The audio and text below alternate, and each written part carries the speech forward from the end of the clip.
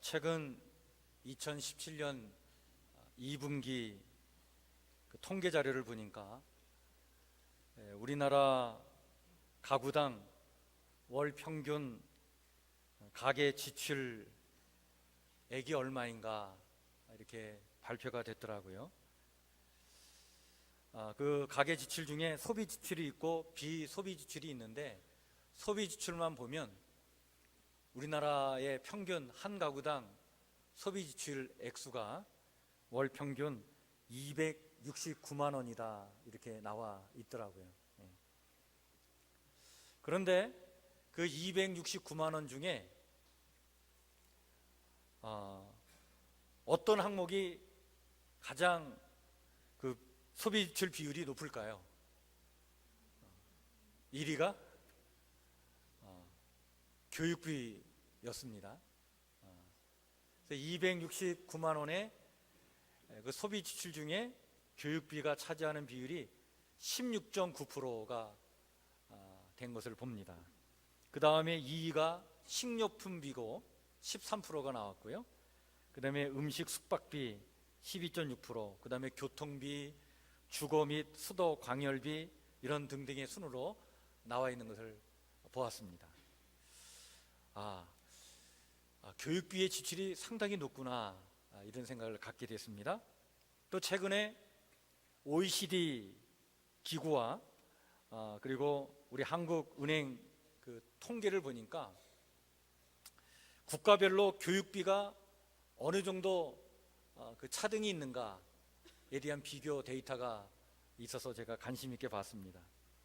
쉽게 각 나라마다 국민들이 1년에 100만 원을 쓴다고 가정을 해서, 그러니까 그 나라의 국민이 1년에 총 100만 원 쓴다 그럴 때 교육비로 얼마나 쓰는가 이것을 통계를 냈더라고요. 우리나라가 얼마를 쓸 것 같습니까? 총 지출이 100만 원인데 그 중에 우리나라 가계의 지출이 교육비로 5만 9천 원을 쓴다고 합니다. 그런데 이 액수가 굉장히 다른 나라하고 비교해서 높다는 거예요. 무상교육이 보편화되어 있는 북유럽의 국가인 핀란드와 스웨덴 같은 경우에는 고작 1년에 4천 원, 3천 원 이렇게 쓴다고 합니다. 프랑스 같은 경우는 9천 원을 쓰고요. 채 만 원이 안 되는 거죠. 영국 같은 나라는 18,000원 쓴다고 합니다. 제법 교육비 지출이 높은 일본 같은 경우도 21,000원을 지출을 하고, 미국 같은 나라는 24,000원을 지출을 한다고 합니다. 그런데 우리나라는 이런 나라들의 그 지출 비용을 비교해 보면 배 이상의 교육비 지출이 지금 이루어지고 있다. 그런데 이렇게 소비 지출 대비해서 교육적 효과가 제일 높은 그러한 민족은 어디일까? 어디겠습니까? 유대인들이라고 얘기를 합니다. 사실 유대인들은요, 전 세계적으로 그 인구가 1,500만 명밖에 안 됩니다. 그런데 그 적은 인구를 가지고도 지금 세계에서 권위 있는 노벨상의 30% 이상을 가져갔어요. 전 세계 학계, 재계, 금융계, 예술계를 지금 그 여러 분야에서 막강한 영향력을 끼치고 있는 사람들이 유대인들입니다. 미국 인구가 한 3억 정도 되는데요, 이 인구의 2%밖에 되지 않는 600만 명 정도가 유대인인데, 그 2%에 해당하는 아주 극소수의 이 유대인들이 미국의 100대 기업의 몇 프로를 지금 소유하고 있냐면 40%를 소유하고 있다고 합니다. 그래서 이런 궁금한 생각이 들어요. 소비 지출 대비 교육적 효과가 이렇게 높은 이유가 뭘까? 유대인들이. 많은 사람들이 얘기합니다. 유대인들의 교육 방법이 아주 특별하다, 이렇게 평가를 합니다. 최근에 그들의 하브루타 교육 방식이 우리나라 교육계에 또 초미의 관심을 받고 있어서 지금 아주 발빠른 사람들은 또 그 하브루타 학원까지 만들어서 지금 운영을 하고 있더라고요. 일명 질문하고 설명하는 공부법이라고 해서 하브루타 학원을 지금 만들어 놓고 있는데, 근데 사실 교육이라고 하는 것은 단순히 어떤 수단과 방법의 차원이 아니라 이것은 문화라고 봐야 되는데, 문화의 문제입니다. 우리가 너무나 방법만 끌어들여서 우리의 상업적인 목적으로 그걸 이용하려고 하면 어떤 이 하브루타 교육 문화가 정착되어 있는 유대인들하고 너무 다른 상황에서 이게 안 먹혀 들어가죠. 문제가 있습니다. 그리고 사실 이 하브루타가 잘 뭔지도 모르고 학원 먼저 열려고 하는 것이 우리의 그 교육적인 토양의 모습인데, 원래 이 하브루타라고 하는 것은 우정, 동료를 뜻하는 단어인데, 이것이 나이나 어떤 계층이나 성별에 상관없이 두 명이 짝을 지어가지고 구약의 율법인 토라를 해설해 놓은 탈무드를 가지고 공부를 하는데, 이 탈무드를 가지고 공부를 하는데 어떻게 공부하냐면 그냥 단순히 암기하는 게 아니라 그 탈무드를 읽고 자기가 해석한 내용을 다양한 시각과 견해에 따라서 그것을 서로 말을 하는 거예요. 그러면서 그 탈무드에 있는 하나님의 그 진리의 말씀을 우리가 어떻게 현실의 삶 속에서 그것을 발견해 나갈 것인가, 그것을 찾아 나갈 것인가를 함께 토의하고 논쟁하고 말하고 하는 이 교육 방식이 하브루타 교육 방식입니다. 이것이 오랫동안 관습이 되고 지금 문화가 됐어요. 이런 문화적인 토양 속에 이스라엘의 모든 교육 과정에 적용되고 있는 교육 방법이 그게 바로 하브루타 교육 방법입니다. 여러분, 이들의 도서관을 가면요, 이 유대인들의 도서관은 혼자 조용히 앉아서 책 읽는 곳이 아닙니다. 동료인 하브루타와 함께 계속 말하고 떠드는 곳이 도서관이에요. 우리는 도서관 가서 말하고 떠들면 혼나죠. 근데 이 유대인의 도서관 그렇지 않습니다. 여긴 떠들어야 돼요. 토론을 해야 되는데 이게 뭔가 분위기 잡고 엄숙하게 조용하게 토론하는 게 아닙니다. 거침없이 자신의 생각을 토해내는 그런 논쟁의 장이 도서관에서 열리는 거예요. 이렇게 떠들고 나면 다양한 시각과 견해를 갖게 됩니다. 자신이 갖고 있는 생각의 지평을 넓혀서 새로운 아이디어를 창출해 내는 것이죠.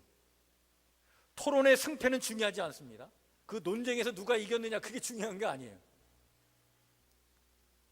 그냥 논쟁하고 경청하는 것 그 자체가 아주 중요한 의미를 갖고 있어요. 그래서 그것을 통해서 생각의 힘이 커지고 창의성을 갖게 되는 것이죠. 이게 유대인의 교육의 힘이다, 이렇게 말할 수 있습니다. 소비 지출 대비 최고의 효과를 내는 이 유대인의 교육과 엄청난 교육비가 들어감에도 불구하고 그 교육적인 효과에 대해서는 우리가 의문을 갖게 되는 우리의 교육, 본질적인 차이는 뭘까요? 저는 단순히 방법의 차이만은 아니라고 봅니다. 더 중요한 것은 바로 뭐냐면 문화의 차이인 거죠. 그리고 그 문화는 교육을 어떤 목적으로 바라보느냐에 달려 있다고 봅니다. 오늘 우리의 교육 문화는 지식을 습득해서 입신양명, 출세하여 세상의 이름을 떨치는 데 있죠. 그런데 이 하브루타 교육은 그렇지 않습니다.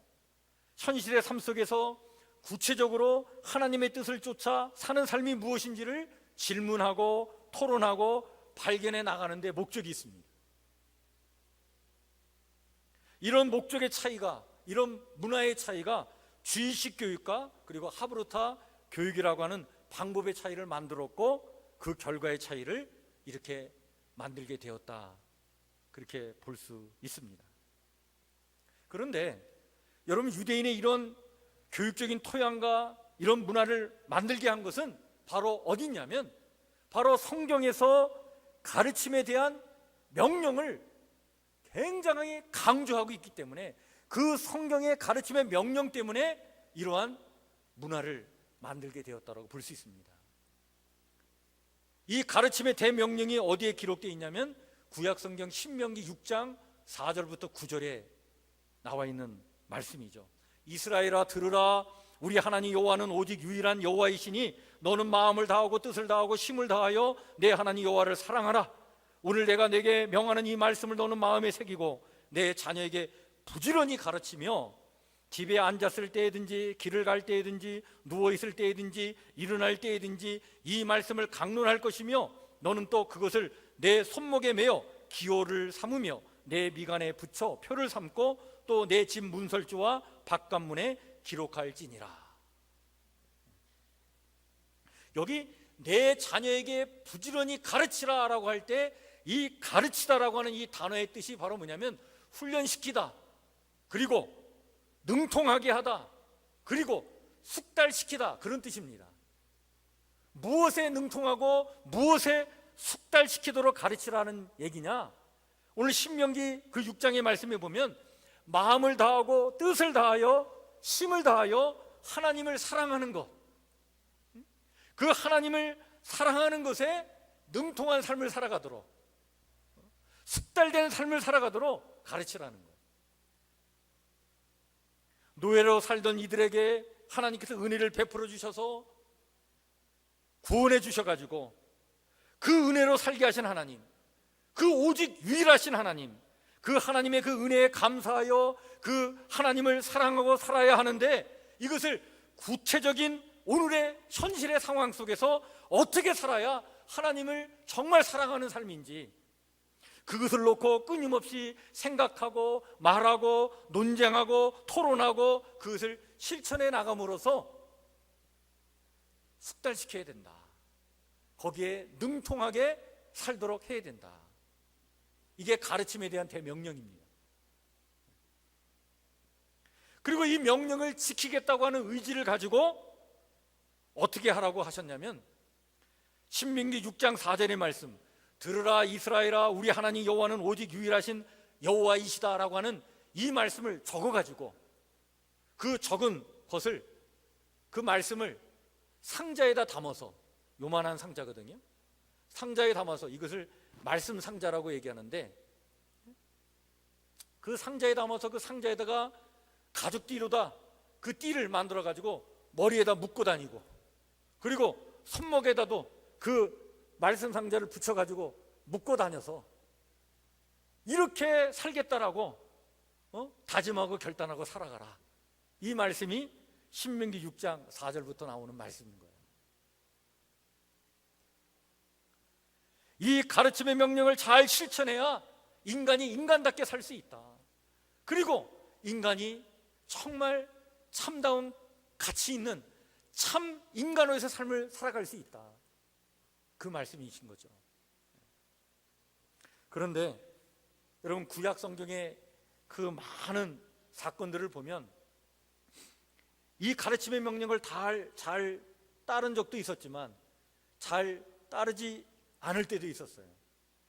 그런데 이 가르침의 명령을 잘 따르지 않을 때 어떤 대가를 지불해야 했는지 여러 사건들을 통해서 우리에게 또한 알려줍니다. 그 사건 중에 하나가 바로 뭐냐면 기드온과 그의 아들 아비멜렉에 대한 이야기예요. 여러분, 우리가 기드온 그러면 영웅 기드온을 떠올리지 않습니까? 그죠?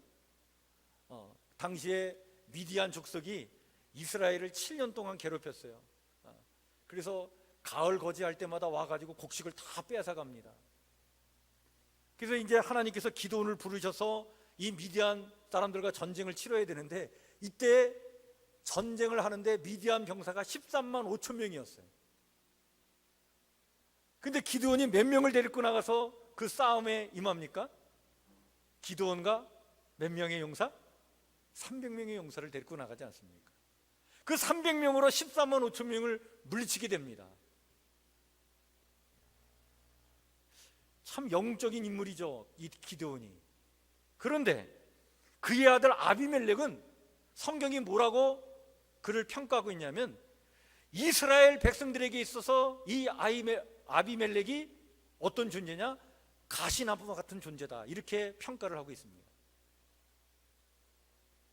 기드온에게는 아내가 많았습니다.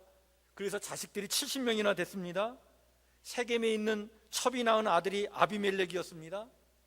근데 이 아비멜렉이 자기 형제들 70명을 다 죽이고 형제의 난을 일으켜서 다 죽여버리고 자기가 왕이 되려고 하게 됩니다. 그래서 결국에는 형제들을 죽이고, 그때는 사사시대이기 때문에 왕이 없었는데 자기가 왕이 되려고 나서서 그 이스라엘 백성들을 엄청나게 탄압하고 통치했던 자가 이 아비멜렉이었어요. 그래서 아버지는 영웅이었는데 자식은 그렇게도 악명 높은 가시나무 같은 존재가 된 것입니다. 왜 이렇게 됐을까요? 성경은 얘기합니다. 바로 이 가르침의 명령을 지키지 않았다는 거예요. 미디안 군사 13만 5천 명을 기드온이 용사 300명을 이끌고 가서 물리쳤을 때에 이 전쟁의 승리가 기드온에게 있지 않고, 기드온의 능력에 있지 않고 무엇에 있다는 얘기예요? 하나님의 은혜와 능력이 있었다. 하나님의 은혜 때문에 300명이 13만 5천 명을 물리친 사건 아니겠습니까? 당연히 기드온은, 이 역사적인 사건을 체험한 이 기드온은 오직 하나님의 은혜였음을 그는 자기 자신도 인식할 뿐만 아니라 바로 자기 다음 세대에게 이 하나님의 은혜 가운데 살아야 우린 승리 인생을 살 수 있고 참 인간다운 삶을 살아갈 수 있음을 가르쳐야 될 사명이 기드온에게 있었던 거예요.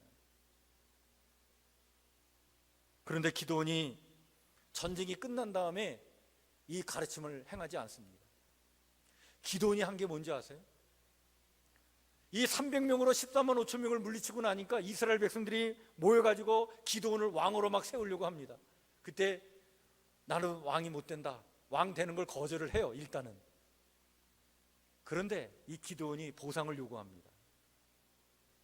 그때 이스라엘 백성들이 금을 모아가지고 기드온에게 갖다 주는데, 그때 모아진 금이 18kg나 됩니다.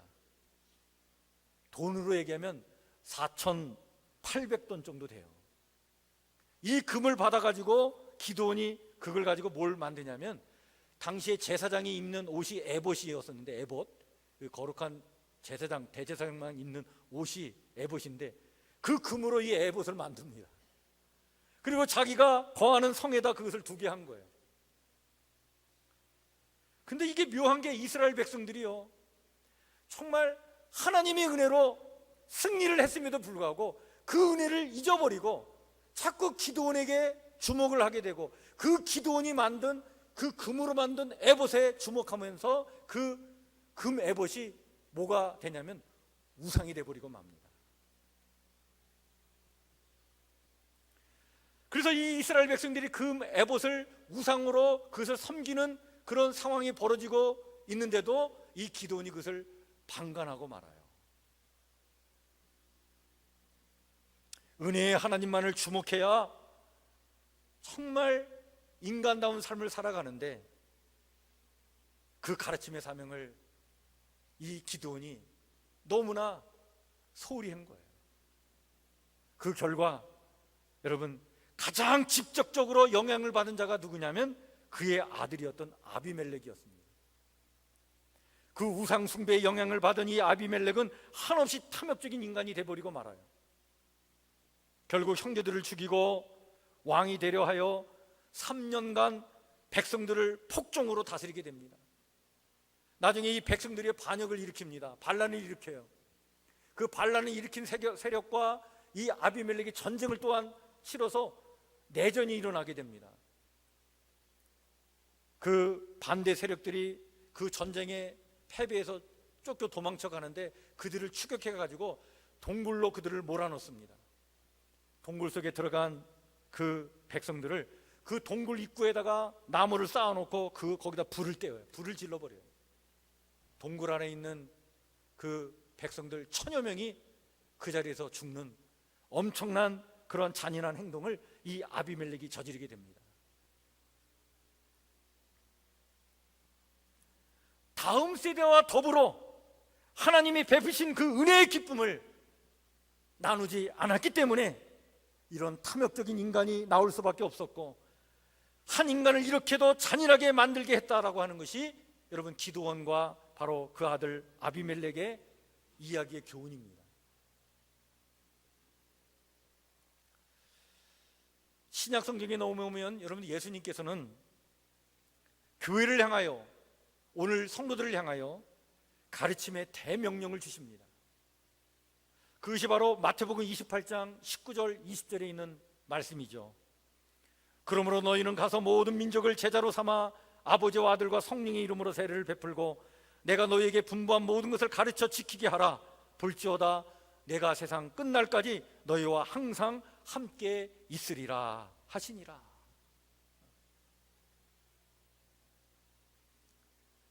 오늘 우리가 정말 주님을 믿는 한 신앙인으로서, 또 우리가 모여서 교회를 세워나갈 때 이 교회가 반드시 감당해야 될 그 막중한 사명, 그것이 바로 뭐냐면 가르침의 사명입니다.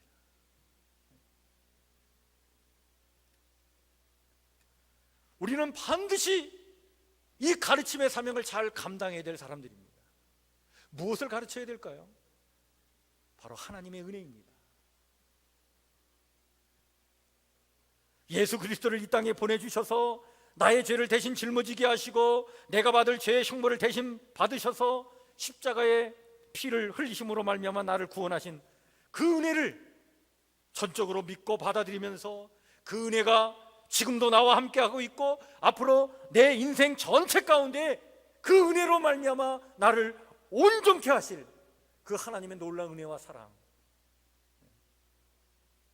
그 은혜와 사랑 안에서 우리가 참 기쁨을 누릴 뿐만 아니라 그 기쁨을 우리 다음 세대와 함께 나누는 것, 여러분 이것이 교육입니다. 이것이 가르침의 사명인 거예요. 교회는 반드시 이것을 행해야 합니다. 이것이 예수님께서 우리에게 주신 마지막 명령입니다. 가르침의 명령이에요. 이 명령 때문에 우리는 이 사명을 감당해야 될 뿐만 아니라 오늘 우리가 읽은 본문 말씀에 보면 여러분 이 교육의 사명을 우리가 중요하게 여겨야 될 이유 중에 하나가 뭐냐면 선한 목적 때문에 그렇습니다. 오늘 우리가 읽은 본문 말씀을 한번 다시 보시죠. 에베소서 4장 11절 12절 말씀입니다. 이 가르침의 이 목적을 실현하도록 성경은 이렇게 우리에게 말씀해 주고 있습니다. 그가 어떤 사람은 사도로, 어떤 사람은 선지자로, 어떤 사람은 복음 전하는 자로, 어떤 사람은 목사와 교사로 삼으셨으니 이는 성도를 어떻게 해요? 온전하게 하여 또 봉사의 일을 하게 하며 그리스도의 몸을 세우려 하심이라. 성도로서 온전하게 살아가도록 또 기쁨과 즐거움으로 선한 일을 위하여 봉사의 삶을 살아가도록, 그리하여 그리스도의 몸된 교회를 건강하게 세워나가기 위하여 반드시 이 가르침의 사명이 필요하다는 거예요. 이 사명을 위해서 사도도 세웠고 선지자도 세워주셨고 그리고 복음 전하는 자도 세워주셨고 목사와 교사도 하나님께서 세워주셨다. 그래서 교회에 하나님께서 일꾼을 세우신 목적은 어디 있느냐? 가르침에 있다. 이 가르침의 사명을 감당하는 데 있다. 이렇게 말씀해주고 있는 것입니다. 그렇다면 여러분, 이 가르침의 사명을 잘 감당하기 위해서 우리는 무엇을 가르쳐야 되겠습니까? 무엇을? 당연히 우리는 하나님의 말씀을 가르쳐야 되겠죠. 이것에 대해서 디모데후서 3장 13절 17절은 우리에게 이런 말씀을 전해주고 있습니다. 악한 사람들과 속이는 자들은 더욱 악하여져서 속이기도 하고 속기도 하나니 이것이 세상의 흐름이고 모습이라는 거죠. 그러나 너는 배우고 확신한 일에 거하라.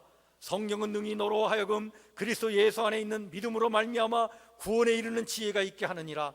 모든 성경은 하나님의 감동으로 된 것으로 교훈과 책망과 바르게 함과 의로 교육하기에 유익하니 이는 하나님의 사람으로 온전하게 하며 모든 선한 일을 행할 능력을 갖추게 하려 함이라. 여러분, 우리는 하나님의 말씀을 가르쳐야 합니다. 여러분, 하나님 말씀의 핵심은 뭡니까? 하나님의 은혜와 사랑입니다.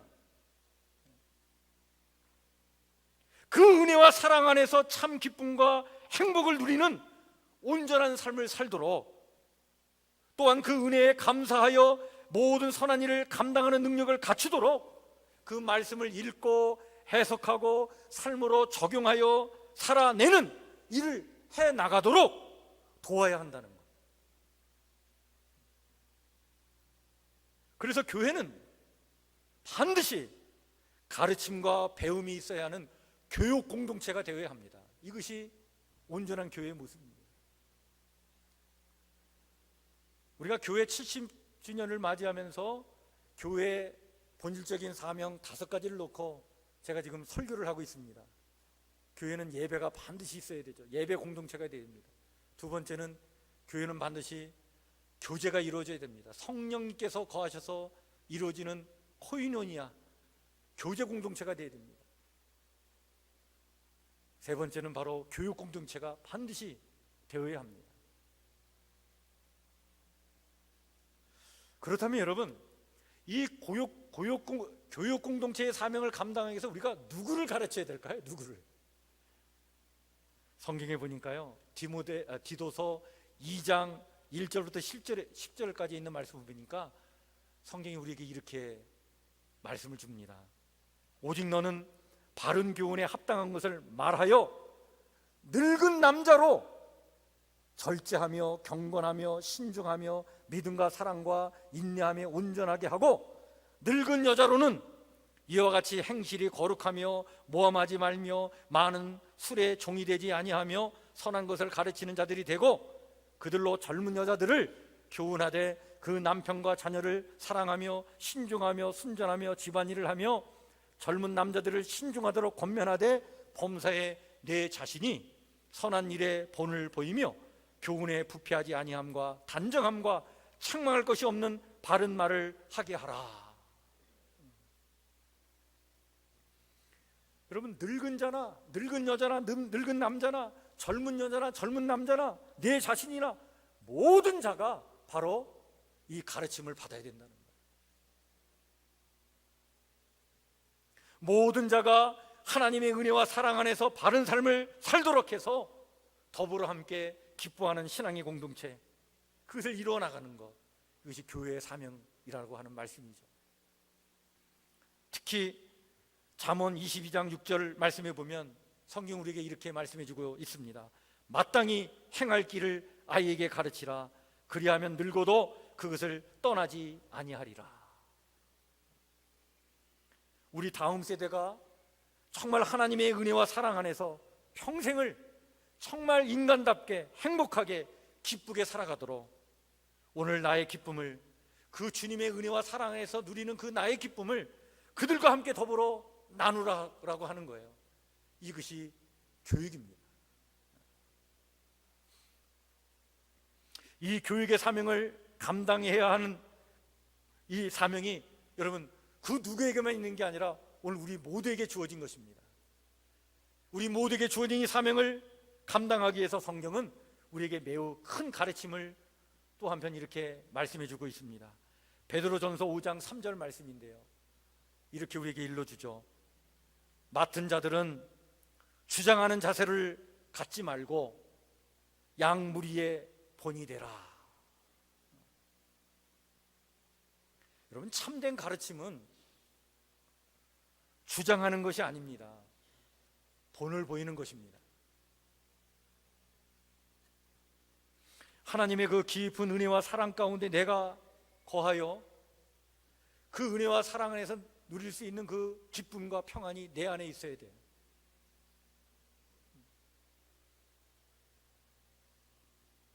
그 내 안에 있는 이 기쁨과 그 평안을 우리는 드러내면 되는 겁니다.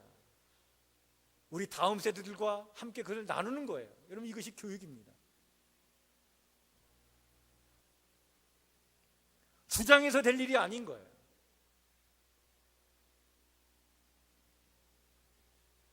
제가 전에 목회하던 교회에서 주일학교가 있었는데, 교회 학교죠. 근데 어린이부의 교사로 한 권사님이 봉사를 하셨어요. 근데 이 권사님이 그때 연세가 83이었어요. 83 되신 권사님이 교회 학교 교사를 하셨어요. 우리는 이렇게 생각합니다. 나이 들어서 뭘 그런 걸 하냐?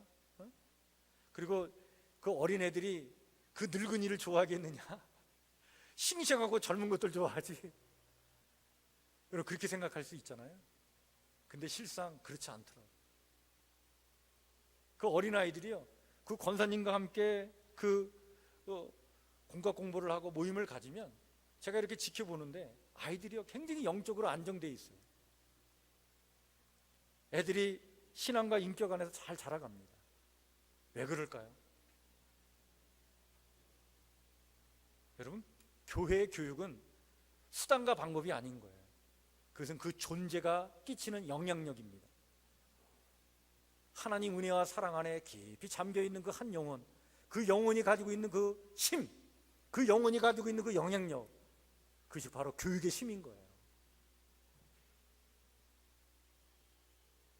그래서 그 권사님과 함께하는 아이들은 정말 복받은 애들입니다.